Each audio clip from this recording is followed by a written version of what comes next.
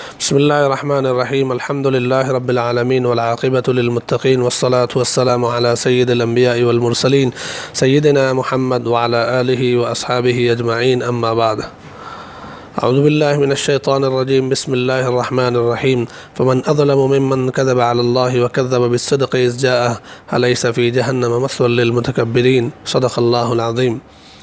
محترم ناظرین و سامعین، السلام علیکم ورحمۃ اللہ وبرکاتہ۔ ناظرین، المرجان میڈیا کے رمضان ٹرانسمیشن میں آپ کا استقبال ہے۔ رمضان ٹرانسمیشن میں روزانہ ایک پارے کا خلاصہ پیش کیا جاتا ہے۔ یہ صرف خلاصہ ہوتا ہے، پوری تفسیر اور ساری چیزیں اس میں بیان نہیں کی جاتی، بلکہ خلاصے کے طور پر اس پارے میں کیا کیا چیزیں ہیں انڈیکس کی طرح سے ذکر کی جاتی ہے۔ ہو سکتا ہے کہ اس میں کچھ باتیں نہ بھی آتی ہوں، کچھ باتیں آ بھی جاتی ہوں۔ جو چاہتا ہے کہ اس پارے میں جتنی چیزیں بیان کی گئی ہے اس کو ڈیٹیل کے ساتھ جانے، تو اس کو چاہیے کہ وہ علماء کرام کے جو درس کے حلقے لگتے ہیں اس کو جوائن کرے، یا پھر معتبر جو تفسیریں موجود ہے اس کے ذریعے سمجھنے کی کوشش کرے۔ آج 24واں پارہ ہے، 24ویں رات ہے۔ اس حساب سے اس پارے میں سورہ زمر کا بقیہ حصہ اور پھر سورہ مؤمن اور سورہ حامیم سجدہ کا بیان ہے۔ سورہ زمر میں جیسا کہ گزشتہ 23ویں پارے کے درس میں عرض کیا جا چکا تھا کہ اس میں کچھ حقیقتیں بیان ہوئی ہیں، اسی کو بیان کرتے ہوئے فرمایا فمن اظلم ممن کذب علی اللہ وکذب بالصدق اذ جاءہ، کہ اس سے بڑھ کر ظالم کون ہوگا کہ جو اللہ کی طرف جھوٹ کی نسبت کرے، یعنی یہ کہے کہ اللہ کے ساتھ دوسرے بھی شریک ہے، حالانکہ اللہ نے اپنا کسی کو شریک نہیں بنایا۔ تو اس سے بڑھ کر ظالم کون ہوگا کہ جو اللہ کی طرف جھوٹ کی نسبت کرے، اور اسی کے ساتھ ساتھ سچی بات یعنی قرآن کریم کو، جس کو نبی علیہ السلام لے کر آئے ہیں، اس کو بھی جب اس کے پاس آئے تو اس کا انکار کرے۔ تو اللہ کی طرف جھوٹی نسبت کرنا اور شرک کرنا اور قرآن کریم کا انکار کرنا یہ سب سے بڑا ظلم ہے، اور ایسے لوگوں کا جو نہیں مانتے ہیں اور انکار کرتے ہیں، ایسے کافروں کا ٹھکانہ جہنم ہوگا۔ آگے پھر کچھ حقیقتیں بیان کی گئی ہے، جیسے کہ دیوتاؤں کے مقابلے میں اللہ کافی ہے، یعنی جو لوگ بتوں کی پوجا کرتے ہیں وہ یہ کہتے ہیں کہ بھئی حفاظت کے لیے درگا ماں کو پوجنا ہے، اور علم اور نالج کے لیے سرسوتی دیوی کو، پیسے کے لیے لکشمی دیوی کو۔ تو کہتے ہیں کہ اللہ جل شانہ کو جو صرف اللہ کو معبود بناتا ہے، اللہ اس کے لیے سب کے لیے کافی ہے، دیوتاؤں کے مقابلے میں اللہ کافی ہے، الیس اللہ بکاف عبدہ۔ پھر آگے ایک حقیقت بیان کی کہ ہدایت اور گمراہی سب اللہ کی طرف سے ہوتی ہے، وَمَن يُضْلِلِ اللَّهُ فَمَا لَهُ مِنْ هَادٍ وَمَن يَهْدِ اللَّهُ فَمَا لَهُ مِن مُضِلٍّ۔ پھر آگے بیان کیا کہ اگر اللہ جل شانہ کسی کو تکلیف پہنچائے تو پھر پتھر کے یہ بے جان بت مل کر بھی خدا کی دی ہوئی اس تکلیف کو دور نہیں کر سکتے، اور اگر اللہ جل شانہ کسی کو راحت پہنچانا چاہے تو ان بتوں کے بس میں نہیں ہے کہ وہ راحت روک کے دکھائے۔ قُلْ أَفَرَأَيْتُم مَّا تَدْعُونَ مِن دُونِ اللَّهِ إِنْ أَرَادَنِيَ اللَّهُ بِضُرٍّ هَلْ هُنَّ كَاشِفَاتُ ضُرِّهِ أَوْ أَرَادَنِي بِرَحْمَةٍ هَلْ هُنَّ مُمْسِكَاتُ رَحْمَتِهِ۔ آگے فرمایا اللہ یتوفی الانفس حین موتها والتی لم تمت فی منامها، کہ اللہ جل شانہ ہی مرنے کے وقت روحوں کو قبض کر لیتے ہیں،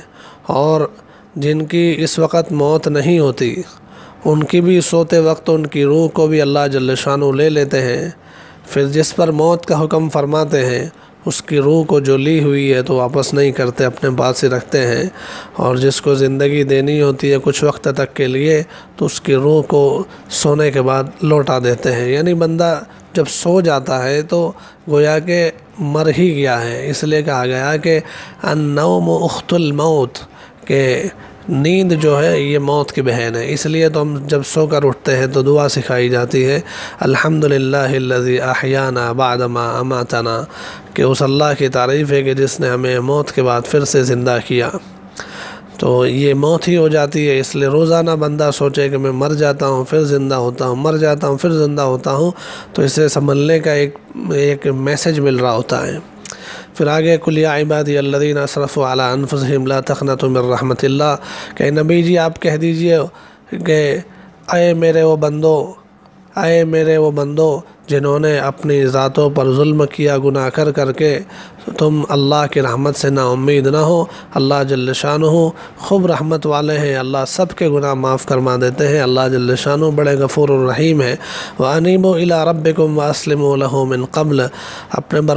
اپنے پروردگار کی طرف واپس آ جاؤ، اور اس سے پہلے کہ تم پر عذاب آ جائے اور پھر تمہاری کوئی دعائیں قبول نہ کی جائے، تمہاری کوئی بات نہ سنی جائے، اس سے پہلے اللہ کے فرما برداری میں آ جاؤ۔ وَأَسْلِمُوا لَهُ مِن قَبْلِ أَن يَأْتِيَكُمُ الْعَذَابُ ثُمَّ لَا تُنصَرُونَ۔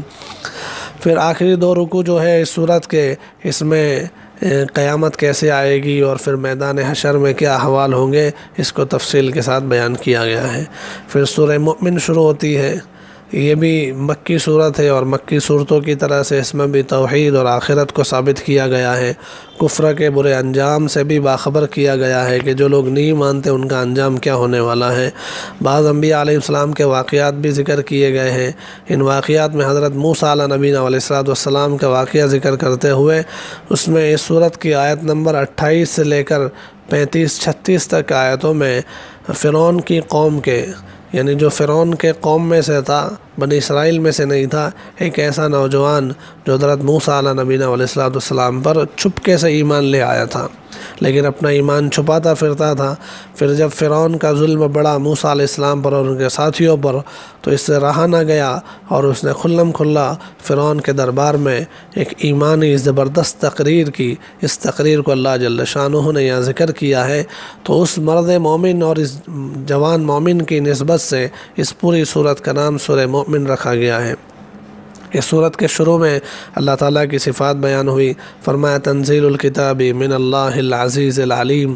کہ یہ کتاب نازل کی جا رہی ہے اس اللہ کی طرف سے جو زبردست بھی ہے اور بہت جاننے والا ہے، غافر الذنب، جو گناہوں کو بخشنے والا ہے، وقابل التوب، توبہ قبول کرنے والا ہے، شدید العقاب، سخت سزا دینے والا بھی ہے، اور ذی الطول، فضل و کرم والا ہے، لا الہ الا هو الیہ المصیر، نہیں ہے کوئی معبود اس کے سوا اور اسی کی طرف سب کو لوٹ کر جانا ہے۔ اس طرح سے اللہ جل شانہ کی صفات بیان ہوئی ہے شروع میں۔ پھر آگے وقال رجل مؤمن میں اس ایمان والے جو مرد تھا اس کی تقریر کو ذکر کیا اور فرمایا کہ من آل فرعون یکتم ایمانہ، جو فرعون کی قوم میں سے تھا اور اپنا ایمان چھپاتا تھا، اس نے ایک دن سب سے کہہ دیا تقتلون رجلا ان یقول ربی اللہ، کیا تم ایک ایسے شخص کو مارنا چاہتے ہو جو کہتا ہے کہ میرا رب اللہ ہے، وقد جاءکم بالبینات من ربکم، اور تمہارے رب کی طرف سے تمہارے لیے نشانیاں لے کر آیا ہے، وَإِن کاذبا فعلیہ کذب، اگر وہ جھوٹ بولتا ہے، تم یہ کہتے ہو نا کہ وہ جھوٹا ہے، نبی نہیں ہے اور جھوٹی باتیں لے کر، اگر وہ جھوٹ بولتا ہے تو اس کا جھوٹ اس کے سر پر ہوگا، اور اگر وہ سچا ہے تو اس کو اس طرح سے ستانے پر تم پر جو مصیبتیں آئے گی اس کو سوچو۔ پھر وہ کہنے لگا یا قومی لکم الملک اليوم ظاہرین فی الارض، اے میری قوم آج تمہیں دنیا میں ظاہری حکومت ہے، فمن ینصرنا من بأس اللہ ان جاءنا، اگر اللہ کا عذاب آ جائے گا تو پھر کون ہماری مدد کرے گا۔ پھر آگے اس مرد مومن نے کہا وقال الذی آمن یا قوم انی اخاف علیکم مثل یوم الاحزاب مثل دأب قوم نوح وعاد وثمود والذین من بعدہم، کہ اس نے کہا یا قومی، اے میرے قوم، مجھے ڈر ہے اس بات کا کہ تم پر بھی عذاب آ جائے جیسا کہ پچھلی قوموں پر آیا تھا، نوح علیہ السلام کی قوم، عاد اور سامود کی قوم اور اس کے بعد کی قوموں پر آیا تھا۔ اور اللہ جل شانہ بندوں پر ظلم نہیں کرتا، بلکہ بندے خود اپنی نافرمانیوں کی وجہ سے عذاب کو اپنے اوپر لازم کر لیتے ہیں۔ وَيَا قَوْمِ إِنِّي أَخَافُ عَلَيْكُمْ يَوْمَ التَّنَادِ، اے میرے قوم، مجھے ڈر ہے اس بات کا کہ قیامت کے دن تمہارے ساتھ کیا ہوگا۔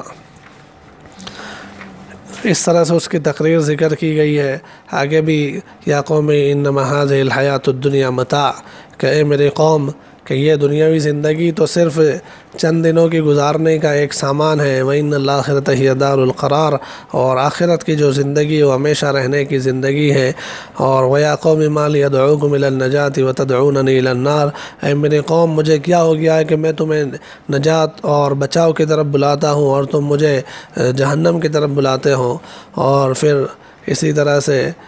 اس مرد مومن کی پوری باتیں ذکر کی گئی ہے، اور اس کی اتنی ایمانی باتیں تھی کہ اللہ جل شانہ نے رہتی دنیا تک کے لیے قرآن کریم میں اس کو ذکر کر دیا، چنانچہ اس کو شہید کر دیا گیا تھا۔ پھر آگے اس صورت میں فرمایا انا لننصر رسلنا والذین آمنوا فی الحیات الدنیا ویوم یقوم الاشہاد، کہ ہم اپنے رسولوں کی اور ایمان والوں کی مدد کرتے ہیں اس دنیا میں بھی اور قیامت کے دن میں بھی، کہ ان کو ہم بے یار و مددگار نہیں چھوڑتے۔ جو ایمان لاتے ہیں اور اللہ جل شانہ کی فرما برداری پر آتے ہیں تو اللہ جل شانہ فرماتے دنیا میں بھی موقع موقع سے ہم ان کی مدد کرتے ہیں اور قیامت کے دن بھی ہم ان کی مدد کریں گے۔ پھر آگے فرمایا لخلق السماوات والارض اکبر من خلق الناس ولکن اکثر الناس لا یعلمون، کہ زمین آسمان کو بنانا، پوری یہ کائنات کو بنا دینا یہ زیادہ مشکل ہے یا ایک انسان کو بنا دینا زیادہ مشکل ہے؟ یعنی مکہ کے مشرکین کا حال یہ تھا کہ جب ان کو پوچھا جاتا تھا کہ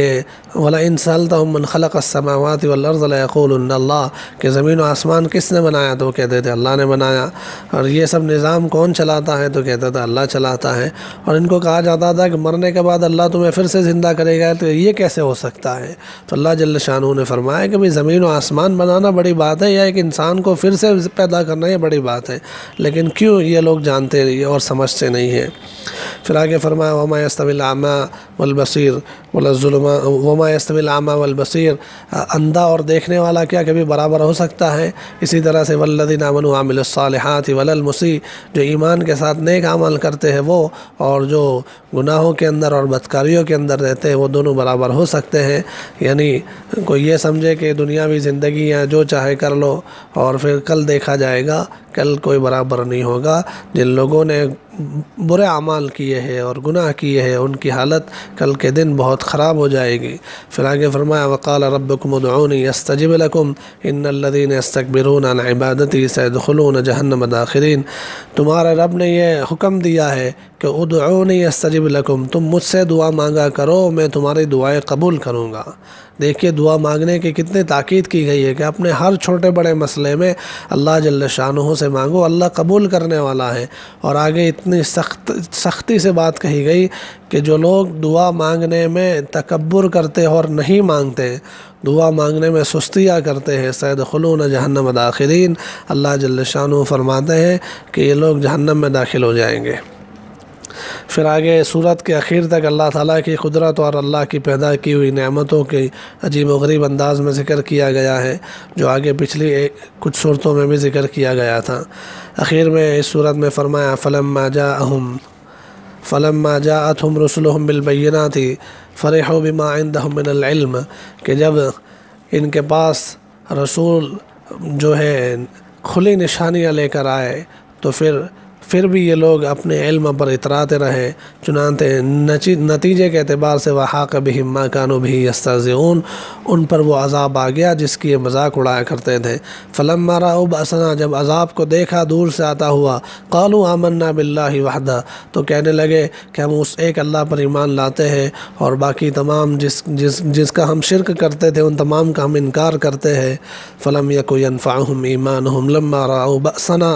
اب ان کو ان کا ایمان کوئی فائدہ نہیں دے گا جب کہ عذاب نظر آ چکا ہے۔ تو اس میں یہ میسج دیا گیا ہے کہ بندے کی توبہ اس وقت تک قبول ہوتی ہے جب تک کہ یہ موت سے پہلے موت کے حالات نہ دیکھ لیں۔ حدیث پاک میں فرمایا ان اللہ جل شانہ بندے کی توبہ قبول کرتے ہیں کب تک؟ ما لم یغرغر، جب تک کہ وہ غرغرے کی حالت میں نہ آ جائے، یعنی موت سے پہلے کچھ حالات آخرت کے نظر آنے لگ جاتے ہیں، اس سے پہلے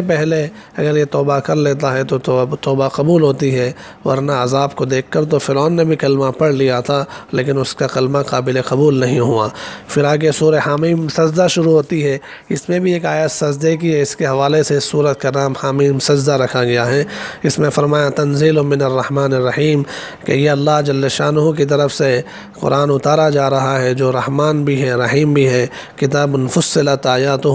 یہ ایک ایسی کتاب ہے کہ جس کی آیتیں اور جس کی نشانیاں بالکل صاف صاف اور کھلی ہوئی ہے۔ قرآن عربیًا، یعنی یہ قرآن ہے جو عربی میں ہے، لقوم یعلمون، جاننے والے لوگوں کے لیے اللہ جل شانہ نے اتارا ہے۔ پھر اس میں آگے فرمایا قل انکم لتکفرون بالذی خلق الارض فی یومین وتجعلون له اندادا، اے نبی جی آپ ان سے کہیے کہ تم اس اللہ کا انکار کرتے ہو جس نے 2 دن میں زمین کو بنا دیا اور تم اس کے شریک ٹھہراتے ہو، حالانکہ وہ تو رب العالمین ہے، وہ تمام جہانوں کا پالنہار ہے۔ وجعل فیہا رواسی من فوقہا، اور اس نے اس میں اوپر سے پہاڑوں کو زمین میں رکھ دیا، وبارک فیہا، اور زمین میں برکت رکھ دی، وقدر فیہا اقواتہا، اور اس کے اندر روزیاں رکھ دی، 4 دن کے اندر یہ سارا کام کر دیا۔ ایسے رب العالمین کا تم انکار کرتے ہو۔ پھر آگے اس صورت میں فرمایا قیامت کا منظر بیان کرتے ہوئے وَيَوْمَ يُحْشَرُ أَعْدَاءُ اللَّهِ إِلَى النَّارِ وَهُمْ يُوزَعُونَ، کہ جس دن اللہ کے دشمنوں کو جہنم کی طرف